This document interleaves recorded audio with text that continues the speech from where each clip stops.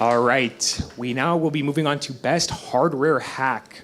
What a track to compete in to build hardware over the course of 36 hours with no sleep. The winner of best hardware hack is Robo Shadow. Robo Shadow, once again, if you're in the crowd, please come on up. Here they come. Congratulations again, guys. Come on up. Give us an explanation. What is Robo Shadow? What have you built today at Spurhacks? So essentially, Robo Shadow was a robotic arm that's very low cost, and it was used to mostly provide educational experience to schools.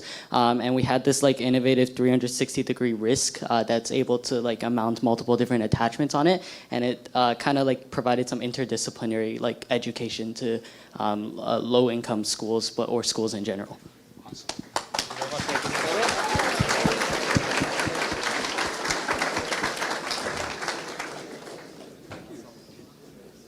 Congratulations again, guys. Robo Shadow at Spurhacks.